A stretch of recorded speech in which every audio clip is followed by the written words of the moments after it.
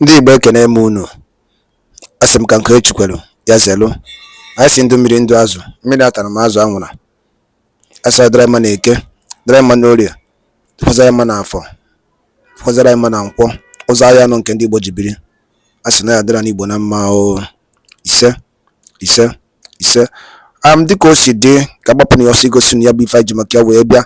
Na tupu anyị aga n'igosi na ya bụ ife, ọ bụla nke a bụ ụbọchị izu gị. Ị na-ejete afụ chanel anya n'igbe akwụkwọ ka baro ka ị like and subscribe ọ. Tinyekwa kọmentị, share ekwe ya, tụsa ya bụ ozi ka ụmụnne anyị dị n'ebe dị iche iche wee nụ ya bụ ife na-eme n'obodo a. Dịka o si dị, ihe wetara unu tata bụ nnukwu ọpdeti dị oke mkpa. Mma nchọ ka onye ọbụla misie ya. Mma nchọ ka ị ga ya bụ ife, ị ga-esi ya bụ ife wetara unu gbasa maka ya bụ ife na-eme n'obodo anyị nọ n'ime ya. And nwere ndị Igbo na-azọ drọpụra your own comment. If you had plans to engage them and to get them into your fold. Then following the 90th birthday of Gowon, where their leader, Peter Obi, went to hail and applaud the genocidists who killed a lot of Biafrans during the civil war between 1967 and 1970.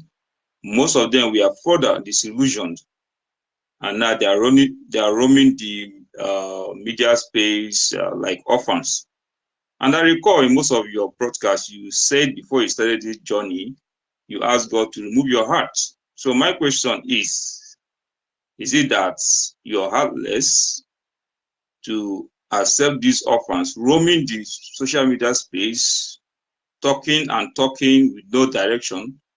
Are you heartless to receive them into your home, into your movement, to give them a place? Because right now, they have no direction. They are just there talking, roaming the media space, talking and talking? Or is it that you're scared to engage them because you don't want an uncomfortable, controversial engagement? What is the problem? Thank you. Thank you very much. As you can see, our space is open for everybody to come in here and ask questions. Another thing is that you may not understand, I am already a state person. I am a prime minister of Biafra government in exile and the Biafra de facto government in the homeland.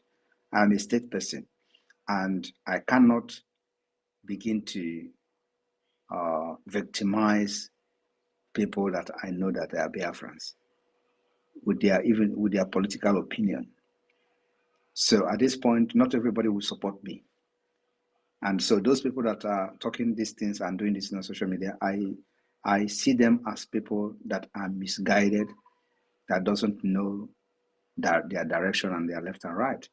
And I know that one day they are going to realize their mistakes. But one thing is that because this is not yet a recognized independent state, so we have our policy, how we are going to deal with them as a government, right?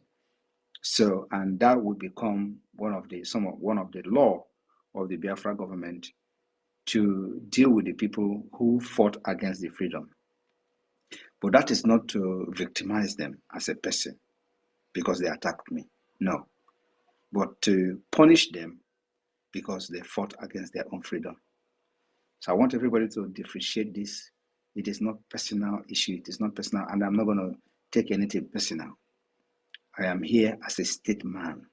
I'm not here to protect organization or a cult like they have done in IPOB. No, I'm here to protect a government and for the interests of the people of Biafra. So those who are doing this thing, what they are doing today, they are not going to pay the price because they attack Simon Ekpa. They are going to pay the price because they fought against their own freedom. And we are going to have a policy and a law that will deal with them, not me. Thank you. Thank you, Prime Minister. Citizen Dama, are you good with that? Do you have another question? Yeah, I have a lot of questions. But I want Citizen Dama to ask 3 questions more. Yes, sir. Citizen Dama, go ahead, please. Okay, the Prime Minister, you also talked, there was a time we talked about the Israeli citizens who came to do a documentary in Biafra land who were later detained for 20 days by DSS. And in one of your speeches, you said something about, finding a way to reach out to them. Have you been able to get across to those guys to, work with them on what is going on, especially to get them to attend the convention coming in December? Do you have any plans for that kind of arrangement? I have no plans to get to them, and I don't want to get to them. They are already aware of Biafra plight. They went and they saw themselves. So I believe that as a human being, they are, if they have been following Biafra and they are real, they should have been able to know what is happening in Biafra struggle and reach out to us. I don't go fishing out to them or to people like that to support Biafra. We have a lot of people supporting us already. So I will not go into trying to convince them, because I know the people that they may be listening to are those who are not genuinely in the Biafra struggle, are the people that they are associated with the IPOB Nigeria. And I believe that if they're actually still interested in Biafra, they should be following what is going on at this point, and they should be able to know who is doing it right and who is doing it wrong. So I did not have any plan of reaching out to them, but that does not mean that my door is closed tomorrow. No, I'm focused on more different, completely different thing.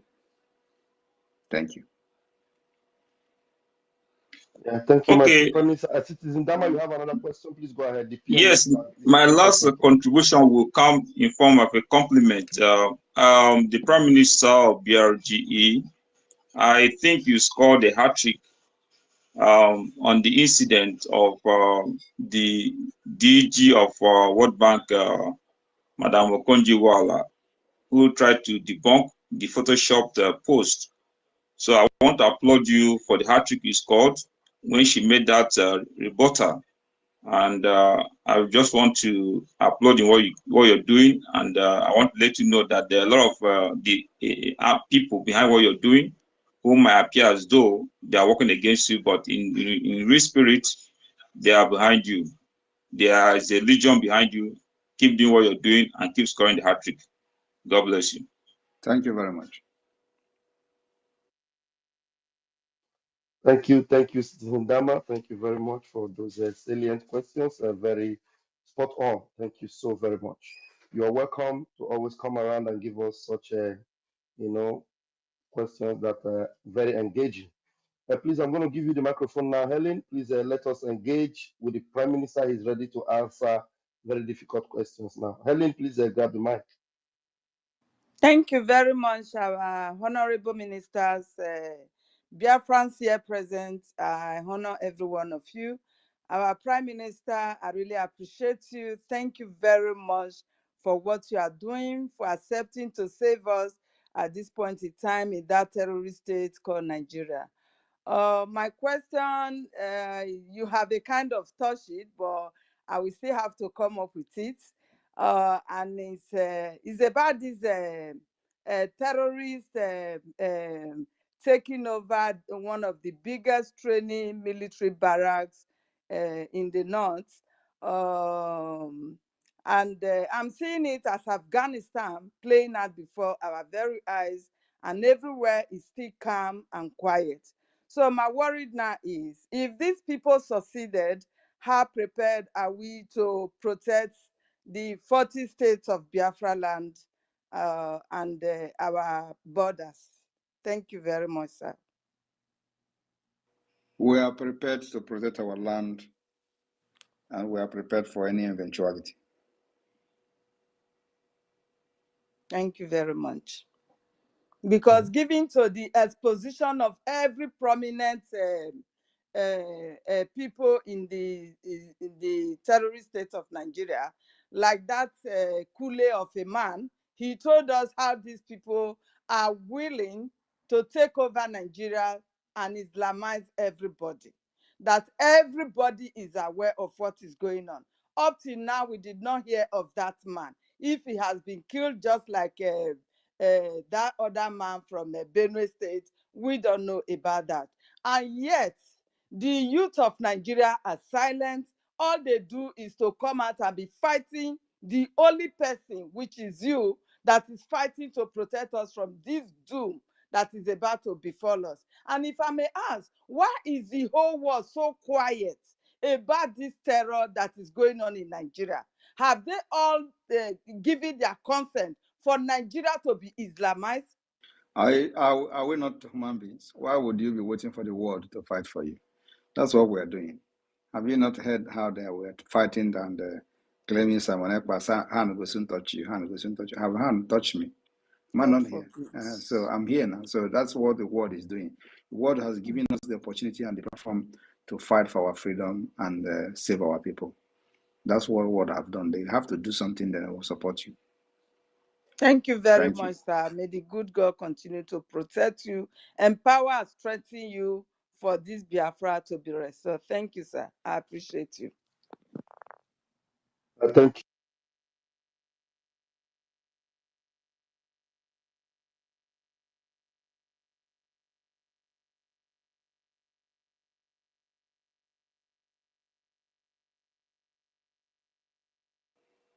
I can't hear anything. Oh, well, I didn't know I've not unmuted myself. Please, I was saying before, I didn't know I wasn't unmuted. If you have not raised your hand, it means you are not ready to ask any question. Please raise your hand for you to be called upon. I have Amara. Amara Obilo, please unmute yourself and ask your question. Thank you. Thank you, Mr. Raphael. I appreciate everyone on the space, and thank you guys for being so organized. And for Prime Minister, greetings to you and to every Biafran here present. My name is Amara Obilo. I'm from Imo State, and this is my first time of giving a mic here on your space. And I'm going to ask a couple of questions. Permit me to call to mind our fallen heroes. My respect to those who lost their lives during the war. And I'm glad we are recognizing who we are, and it's an opportunity to embrace our destiny. And our destiny is to restore our freedom and to know where we belong. I was lost in the wilderness until I found a voice called nnamdi. Proceeding that is your eminent voice. I appreciate you, and we will continue in all effort to ensure that the truth is told and the right things are done, because we know who we are fighting. We're fighting people who are heartless, who do not consider whatever it is that is humanity, which is what we stand as Igbos and Biafrans. They will only manipulate and do things that are awful. People that are sitting on the fence, gather close, come together. I think it's high time we listen. And if you don't gather now, for those of us sitting on the fence, the train might leave you behind. And you coming to impose yourself on people will no longer be tolerated. And this goes to my PM. The first question is going on rounds on social media.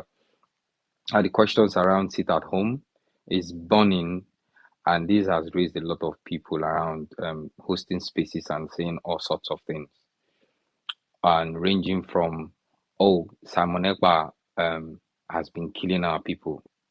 Oh, Simon Ekpa has destroyed the economy of Southeast. Oh, Simon Ekpa has not invested in that land.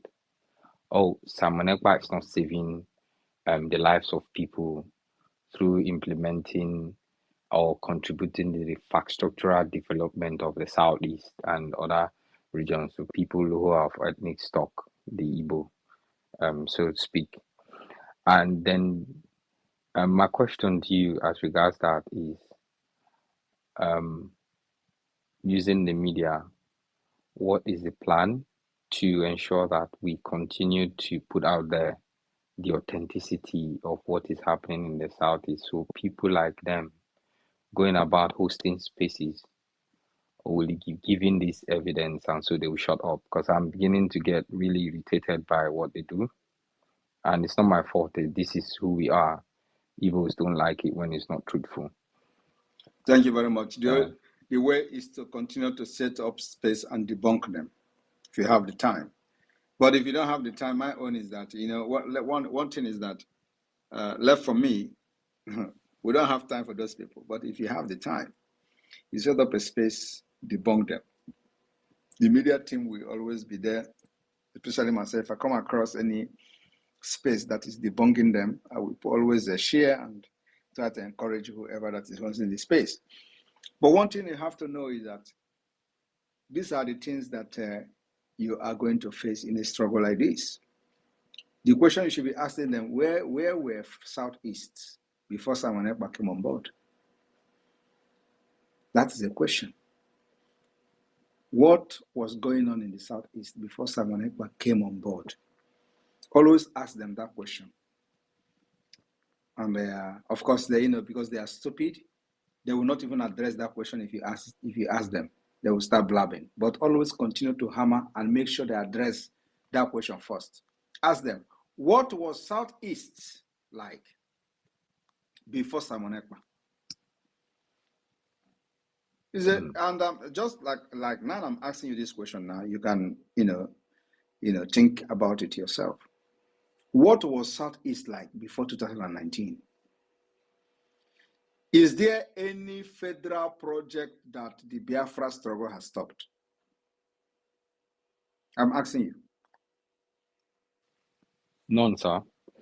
Is The there second Niger Bridge was mounted and it's completed. Is there any federal road project or any railway project that Biafra Liberation Army has bombed the railway project? Not at all. So what is the problem? What was Southeast? What was the federal government doing in Southeast before Biafra, before Simon Ekpa came on board? Because now it's not about Biafra, it was about Simon Ekpa. That economy of the Southeast that they tell you Simon Ekpa is destroying economy. What was the economy of the Southeast? The effect of the economy, so-called economy of the Southeast before 2019, before Simon Ekpa came and joined the Biafra struggle. What was the effect of the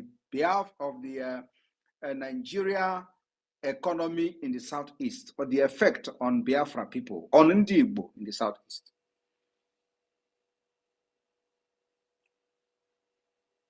So I'm not asking you, but I'm just telling you what to ask them.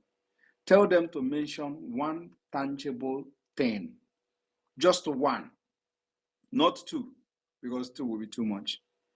Tell them to mention one tangible thing that economy Simon Ekpa is destroying has done. One tangible thing, one tangible impact it has done to a common Biafran or a common Igbo person, because they don't want to address Biafra. They don't want to use Biafra. They say Igbo. This is how to know them. They will just tell you Igbo person, Ali Igbo. So just ask them, before 2019, this economy that Simon Ekpa is destroying, what impact has this economy done to an average Igbo person? Let them tell you the impact and how that impact has been destroyed today. Okay, PM, thank you very much for that. Just two leading questions. I appreciate you. I want every one of us here. PM is here. Sorry, because I'm not finished. Let me round up. Because you can tell them the effect of Simon Ekpa. Because they cannot tell you the effect of the economy before Simon Ekpa came in. So now I want to tell you now what to tell them, the effect of Simon Ekpa. Before Simon Ekpa came on board, Fulani was cutting off head of Biafrans in Enugu, in Ebonyi, in Anambra, and even in Imo State. Before Simon Ekpa came on board, Omahi was a governor and he was crying on national television. I hope you watched the video, right? Yes, I did. Upon all the agreement, we went with them. They still went and they killed these people, and now they have all run away. We came here, we did not meet them again. That is not happening again. That is the positive effect of Simon Ekpa. Tell them, before Simon Ekpa came in, the Nigeria terrorist state was shooting Biafra agitators carrying flag, including when nnamdi Kanu was kidnapped. Even the time he was in the DSS, they were shooting live bullets on protesters in Aba. When the IPOB Nigeria organized protest, I was the one who still revenged the killing of those people. So because of Simon Ekpa, they are no longer killing people like that in Biafra land. And even the latest one in Enugu, they killed Igbo Ja. For the very first time, they swing into action. A policeman was arrested. They were sharing the video, the picture of him being tried, being carried to the court. All those things are on social. It has never happened before. Tell them that is the effect of Simon Ekpa. Tell them also that Simon Ekpa have demand under this government where Simon Ekpa is leading. Simon Ekpa have closed the entire nonsense judiciary of Nigeria federal government in the southeast in Biafra land, because the only thing they have done is to bring anarchy, injustice, criminality. Ndị be anyị ekenekwanụ m unu dịka unu si wepụta oge unu igekwa ya bụ ife nnukwu ozi dị oke mkpa eji maka ya wee bịa n'iru akwụkwọ na Igbo midia bụ ebe anyị si wee na-wetara unu ya bụ nnukwu ozi dị oke mkpa gbasịta maka ihe na-eme n'obodo anyị nọ n'ime ya, ana gbasịta maka nnwere onwe ndị Igbo na-azọ, ana gbasịta maka Maazị Nnamdi Kanu's ladies. Dịka ị nụrụ ihe nwanne anyị nwoke kwuru n'iru akwụkwọ, ka efi were ikwu n'ụdị nke gị asị gị kwuo ka efi were ikwu maka na otu aka o jedebe njọ ọ ya adịkwanụ mma. Ọgwụ na ọtụ ụmụnne m, achọrọ m ka unu tinyere anyị alụ nke unu ife unu chere n'iru akwụkwọ ikwucha ya bụ ife kapa arụsị ya kwurụta ụmụnne anyị ndị ọzọ ntị daalụ rinne na ụmụnne m bụ mụ na-ege ntị. Anyị na-ekene ndị nnekunu si na-esoyere anyị esiri ngwa nke mesịa n'ụmụ Igbo.